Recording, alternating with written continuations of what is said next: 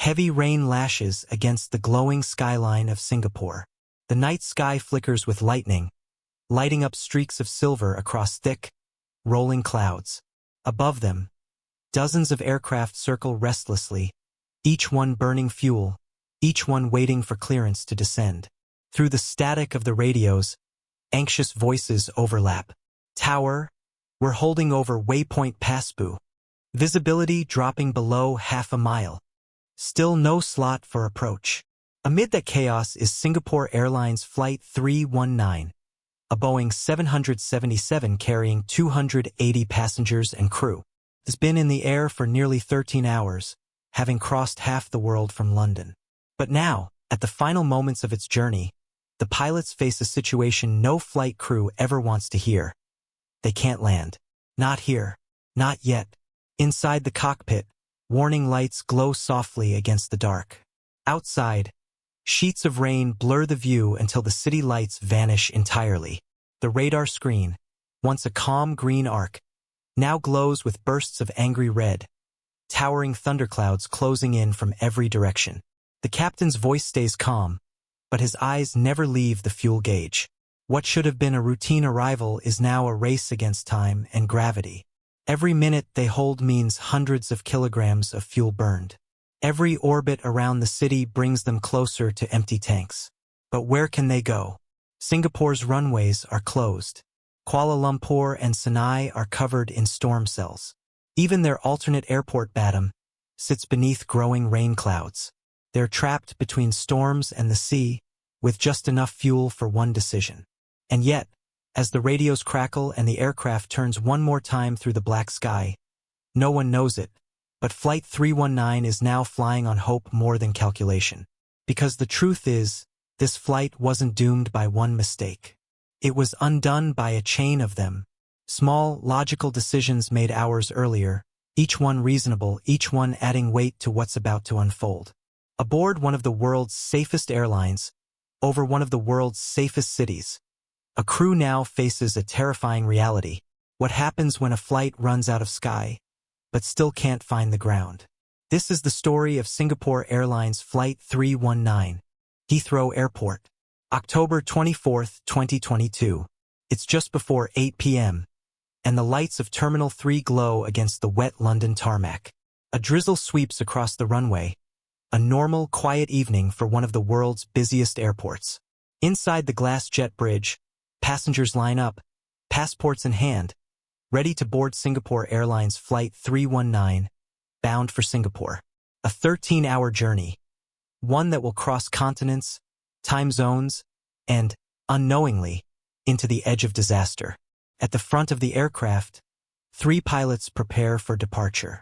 Captain Lim, 55 years old, a calm and deliberate man with more than 14,000 flight hours, sits in the left seat.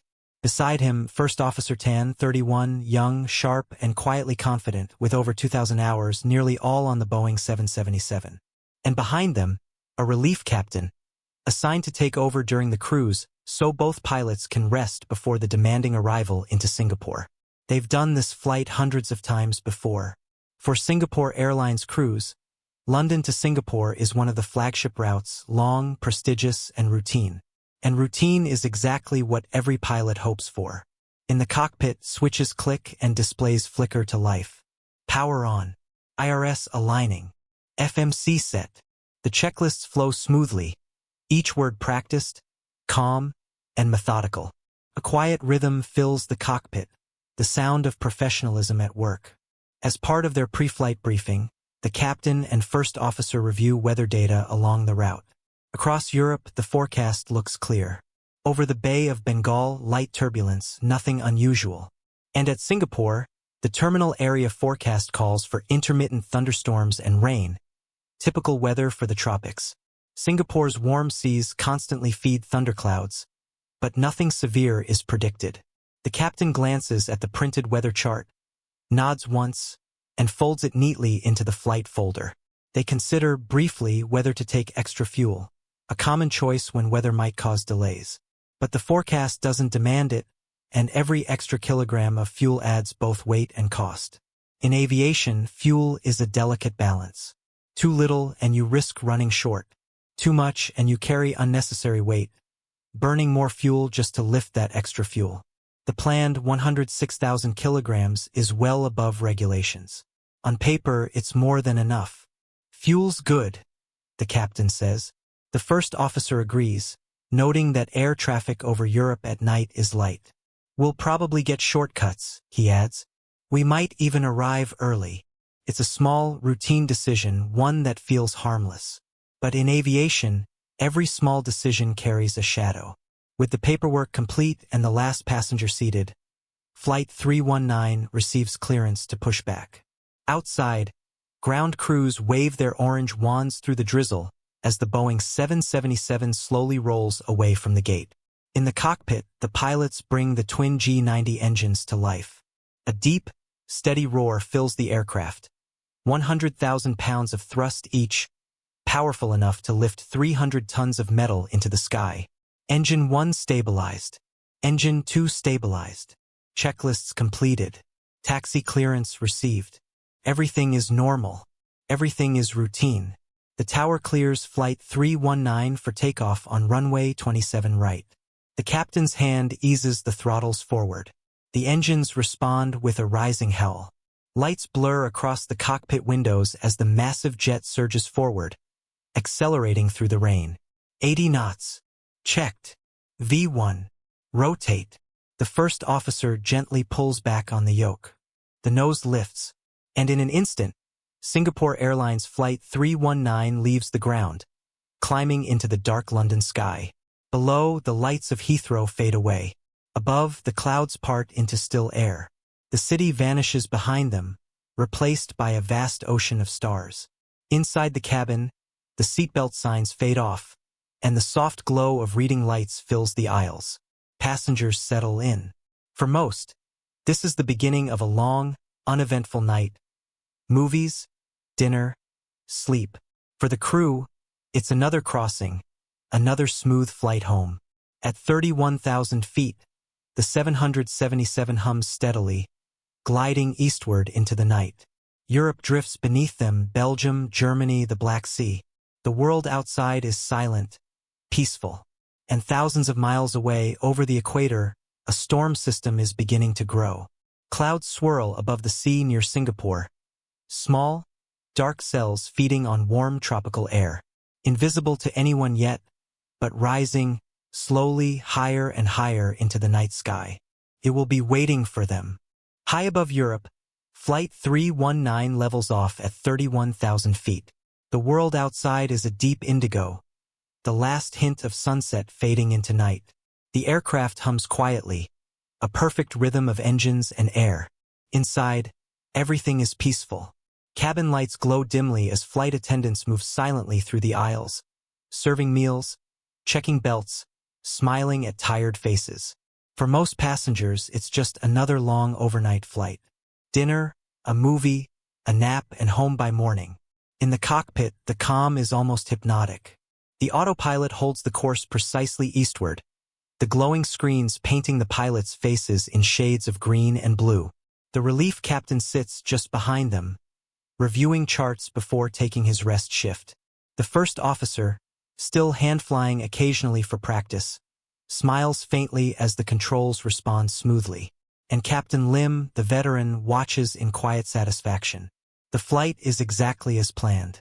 Outside, Europe's cities pass below, faint constellations of light.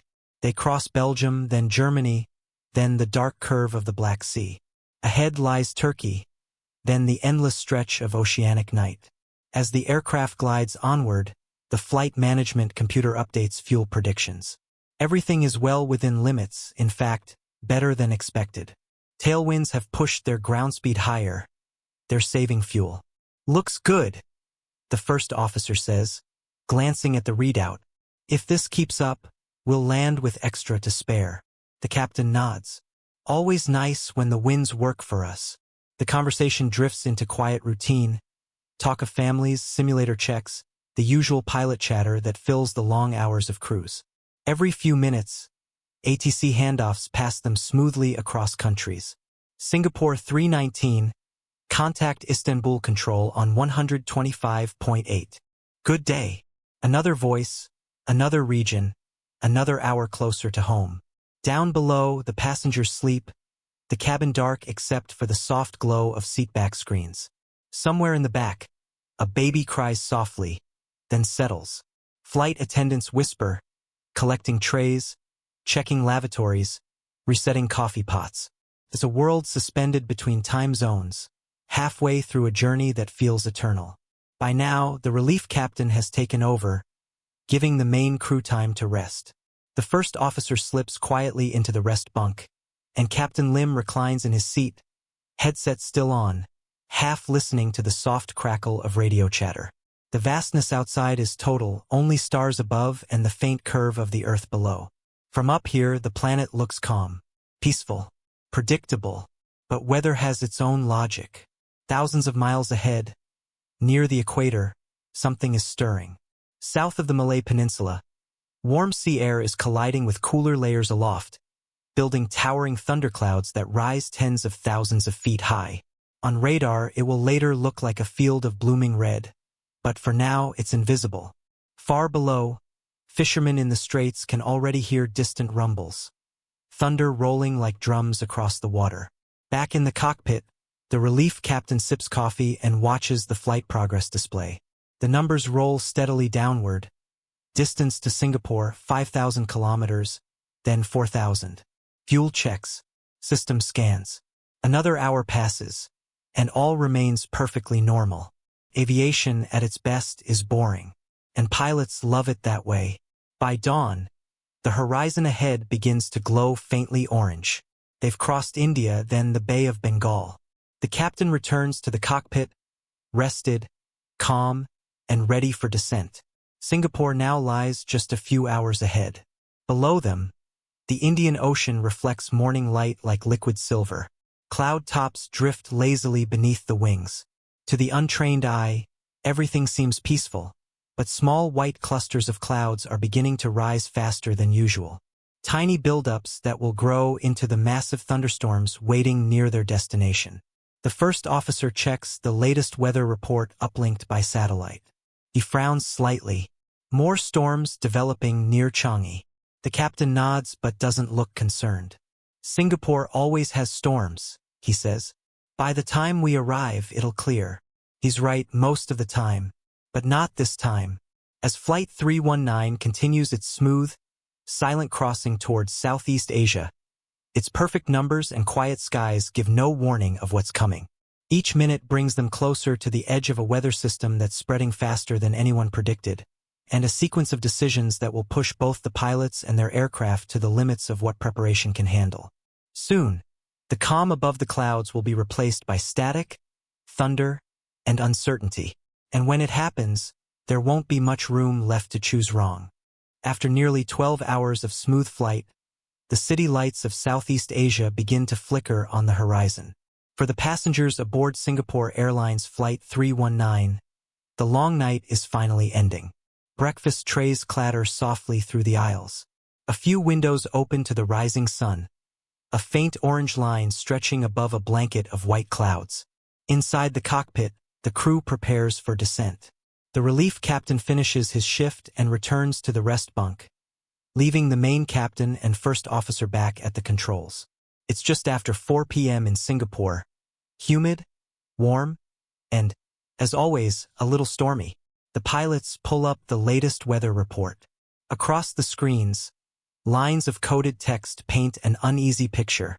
Thunderstorms, heavy rain, wind shear possible. The kind of report that makes pilots pay attention, not panic but plan. Looks like we might need some holding, the first officer says, scrolling through the radar overlay. On his screen, glowing red patches show towering storm cells rising above Singapore and its surrounding waters. The captain studies it in silence. They've both seen worse. Tropical weather is part of flying here. But these storms are thick, slow-moving, and stretching far beyond the coastline. Let's brief for runway 20 right, the captain says, as instructed by Changi Approach Control. That's the standard arrival path from the north, direct, efficient.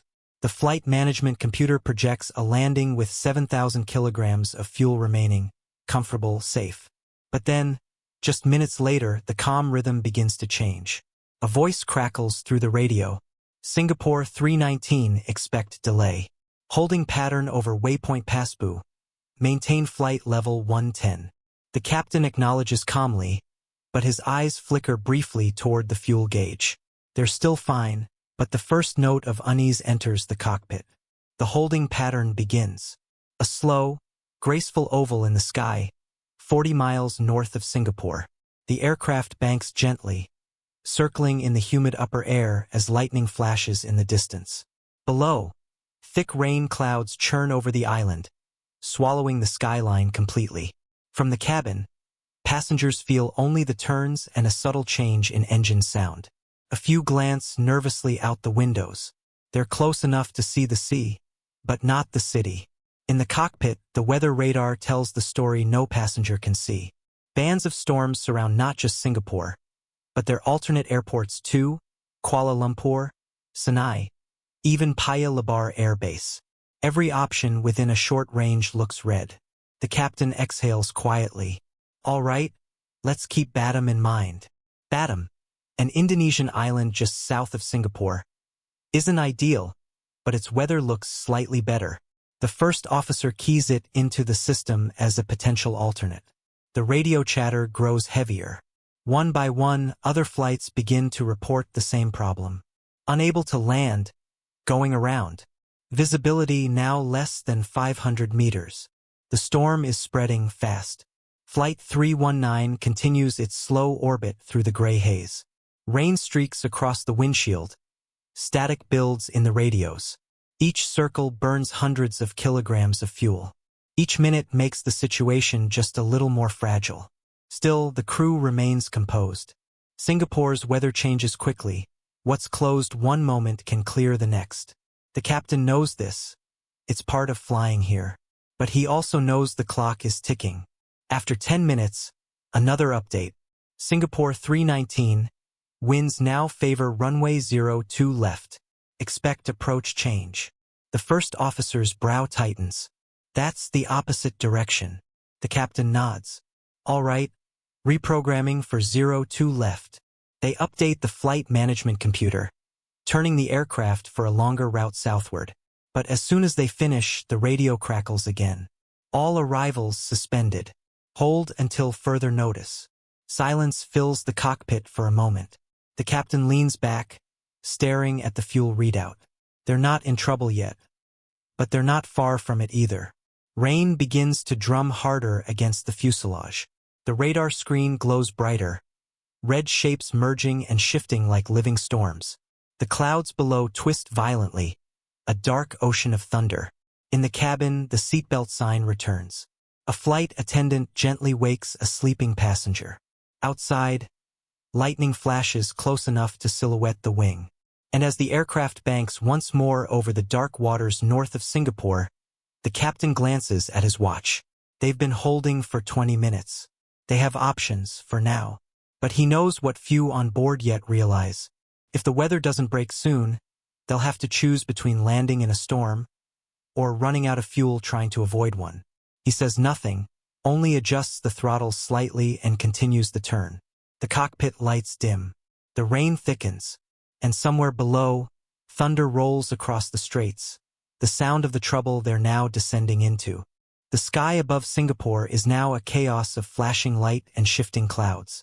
From the cockpit of Flight 319, it looks like a wall of moving gray, tall thunderheads stretching tens of thousands of feet high, blocking every approach path in and out of the island.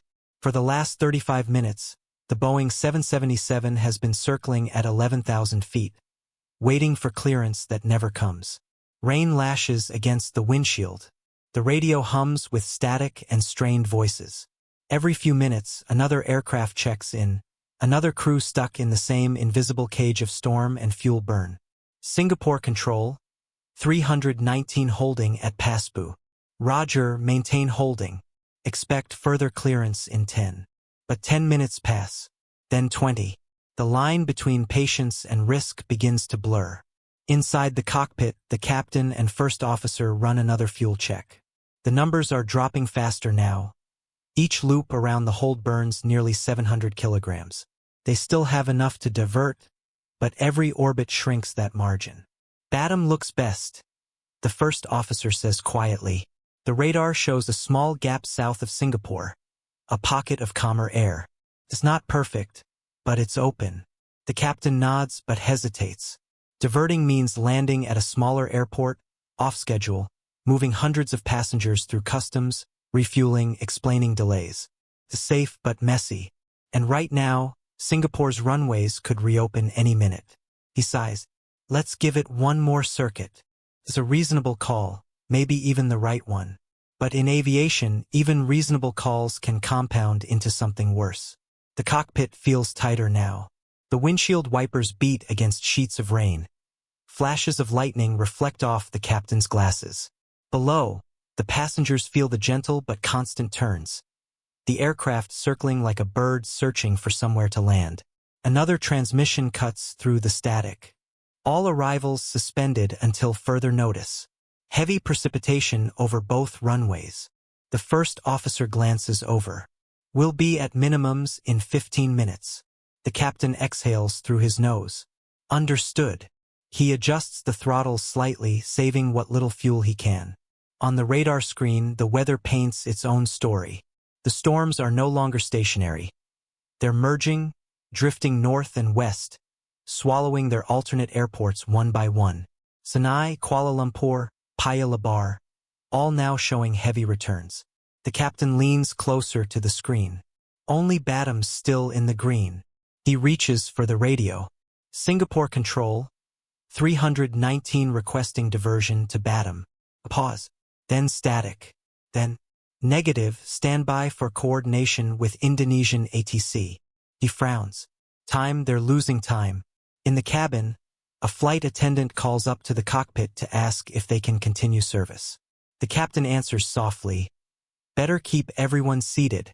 It's a calm reply, but the crew senses the change in tone.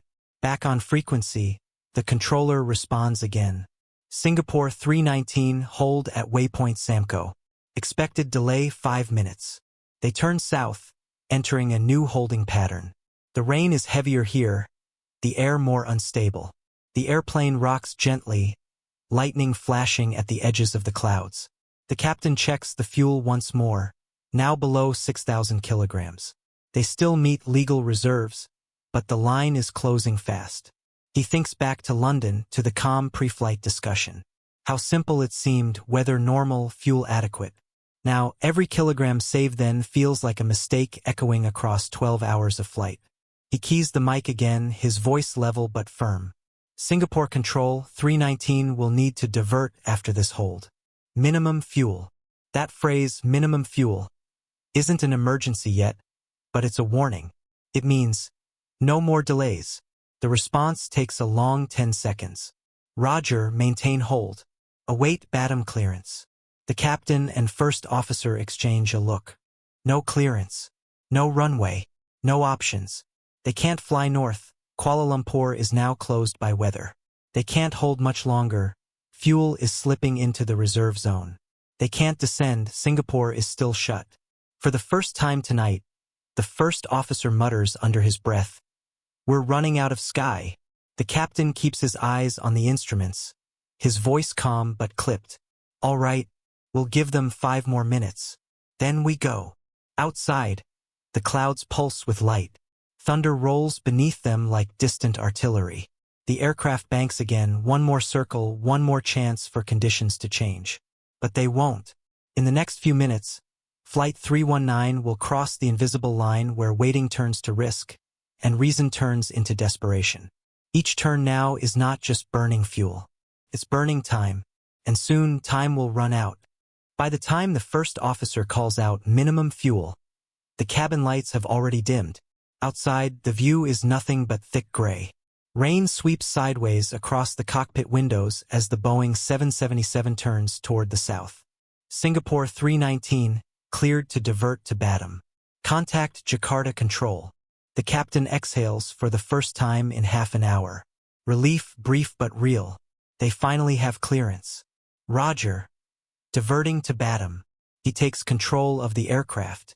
His hands are steady, but both men know what's at stake.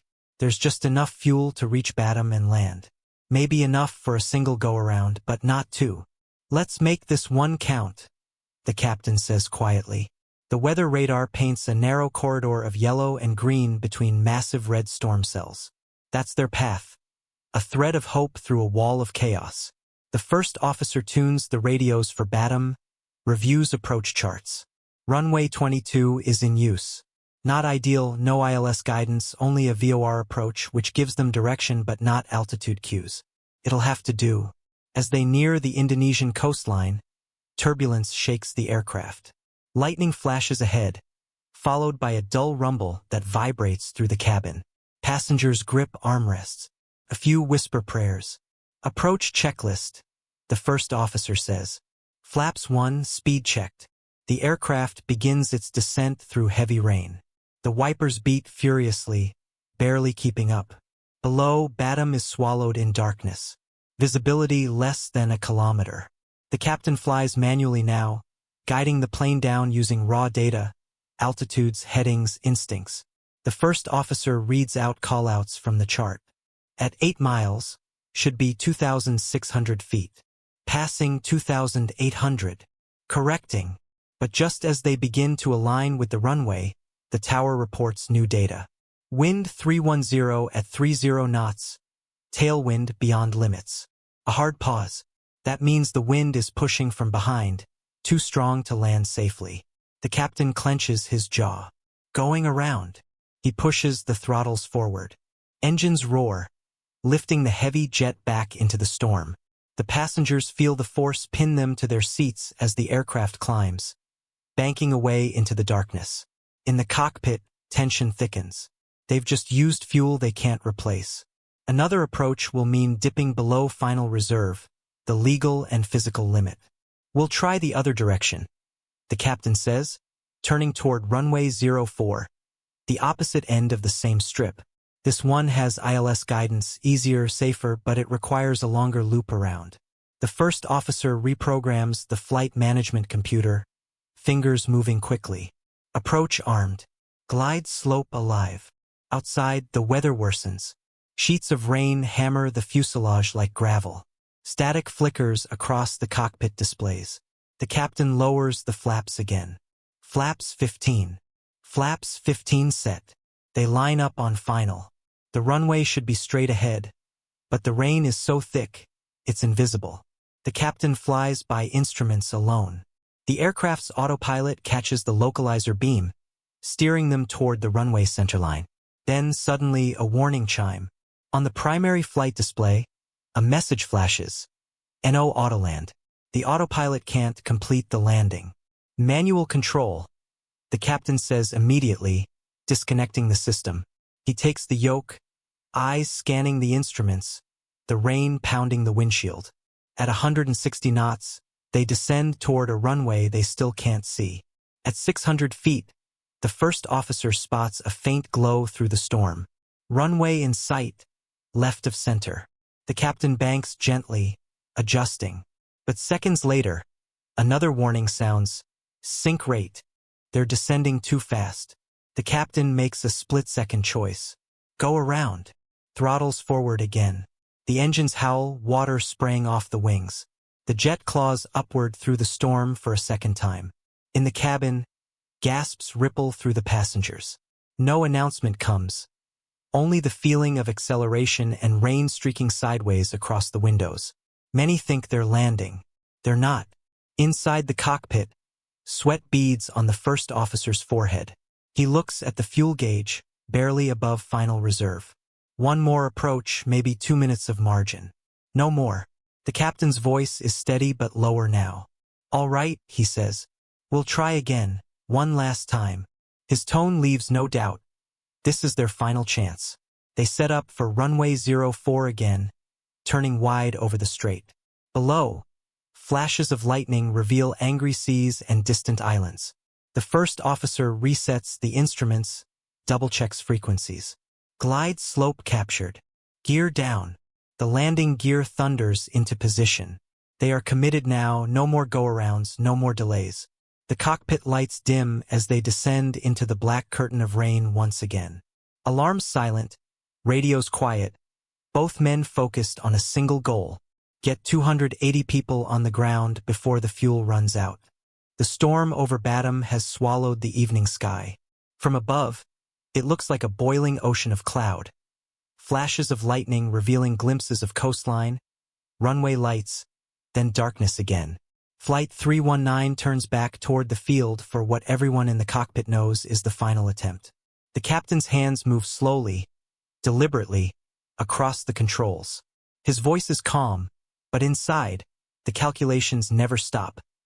Altitude, airspeed, wind drift, remaining fuel. The numbers don't lie. There's barely enough left for one more approach. After this, the tanks will be almost dry. Flaps 20. Speed checked. Flaps 20 set. The first officer's voice is steady, but the fatigue in it shows. They've been awake for nearly 15 hours. Outside, rain hammers against the windshield like gravel. Each flash of lightning lights up their faces. Two men focused, locked in, fighting the same invisible enemy. Time. Fuel? The captain asks. 2.9. That means 2,900 kilograms. Just above the legal reserve. One missed approach now would push them below it. He exhales through his nose. We'll land this time. The ILS guidance for runway 04 glows on the display. Two simple bars. One for horizontal alignment, one for vertical descent. Both need to stay centered. For the last few minutes, they have to treat those bars like lifelines. Localizer alive. Glide slope captured. The aircraft begins its descent through 2,000 feet. Thunder rolls in the distance. Each second, the engines burn precious fuel. Each movement of the throttle costs a little more. Landing gear down. 3 heavy thuds echo beneath their feet. In the cabin, passengers grip armrests. Some whisper, some pray, others stare out into the void. Nothing but rain and flashes of light. The seatbelt signs glow brighter as turbulence jolts through the fuselage.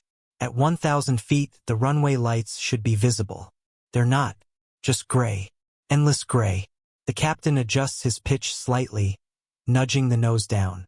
Come on, he murmurs, almost to himself. The radar altimeter ticks downward. 800 feet. 700. 600. The wipers sweep furiously. But the storm doesn't care. The world outside looks like static. Then, a faint shimmer. Distant lights through rain. Runway in sight, the first officer says. Relief cuts through the tension, but only for a second. They're too high, and slightly left. Correcting. The captain mutters, banking slightly. The crosswind pushes them sideways. Rain on the windshield blurs the lights again. 500. The computer calls out. The captain steadies the aircraft, trying to align with the centerline. But now, the descent rate spikes 1,400 feet per minute. Too fast. Too steep. The ground proximity warning system screams through the cockpit. Sink rate. Sink rate. Every instinct tells him to go around, to climb, reset, try again. But there's no fuel for that. He hesitates, a moment of impossible choice. Follow training or trust instinct. At 200 feet, another warning blares. Pull up. The captain hesitates for half a heartbeat, then decides. Go around. Throttles forward. Engines roar. The nose lifts hard as the Boeing surges upward through the rain. Lightning flashes close enough to silhouette the wings. It's the third missed landing. And the fuel gauges are now in the red. In the cabin, the sudden climb throws passengers back into their seats. A few cry out. Others just stare wide-eyed. No announcement comes from the flight deck. There's nothing to say that would help. At 2,000 feet, the first officer glances at the gauges again. 2.1. He swallows. That's barely enough for 10 minutes of flight.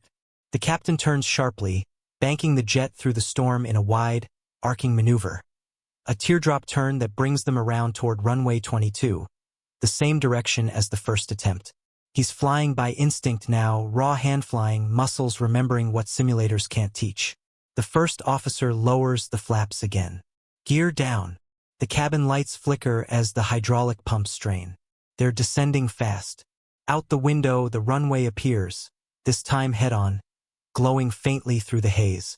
But there's no time to check wind limits, no time for calculations. This is it. Speed good. Flaps full. At 400 feet, the first officer calls out, "Runway confirmed." "Landing," the captain replies. His hands tighten on the controls. The jet slices through the final curtain of rain. The ground races upward. For the first time in nearly an hour, the world outside becomes clear, runway lights stretching straight ahead. Wet, glistening, real. The captain flares gently, holding the nose up. The main gear slams onto the tarmac, sending up a cloud of spray. Touchdown. In the cockpit, neither pilot speaks. The roar of reverse thrust fills the cabin. The rain streaks sideways, and the runway rushes beneath them. They've made it. Barely. As they slow to taxi speed, the captain glances at the fuel readout. 600 kilograms. Less than 5 minutes of flight left. The wheels screech against the wet runway as the giant jet roars through curtains of rain. Reverse thrust howls. Spray bursts from under the wings like ocean mist. Inside the cockpit, the two pilots don't speak.